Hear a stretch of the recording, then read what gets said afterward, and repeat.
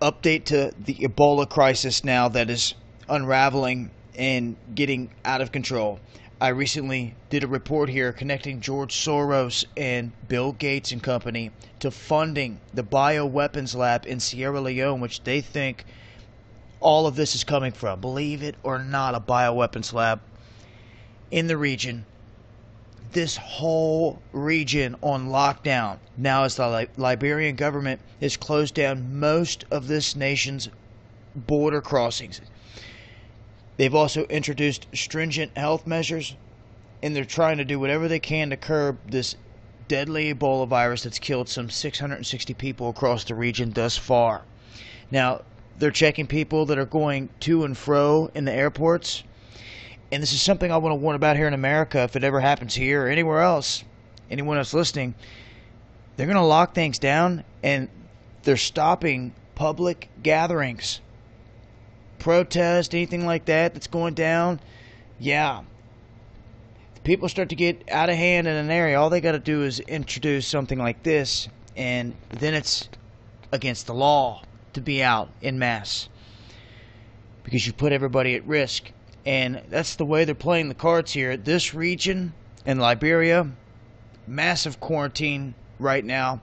And it looks to be the biggest lockdown of a country so far when it comes to this Ebola outbreak that we've seen. So, as I get more information, I'll keep you guys posted as always.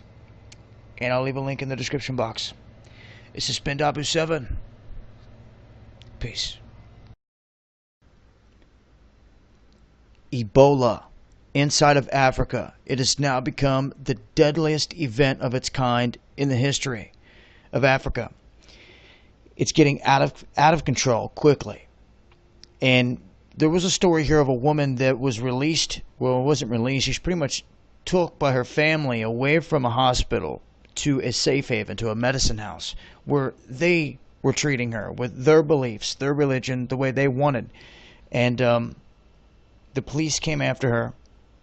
They retrieved her, put her in an ambulance, and went to take off, and then she died. Did she lose that last bit of will to live? You know, you have to wonder. There's a battle here between people and their beliefs in the medicine here.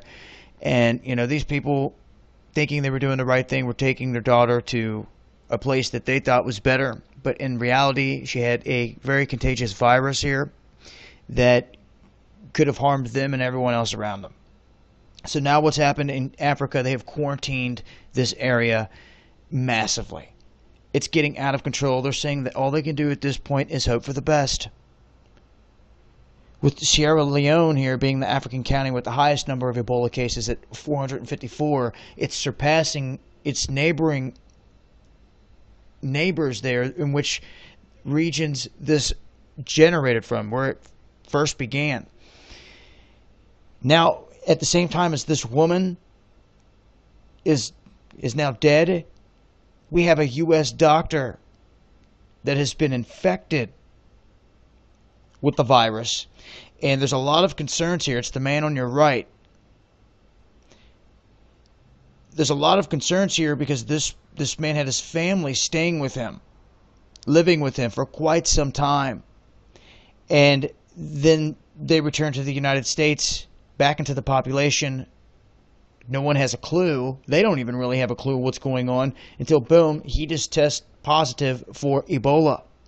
And you can see him right here working on a patient. Now, this is real deal, guys. All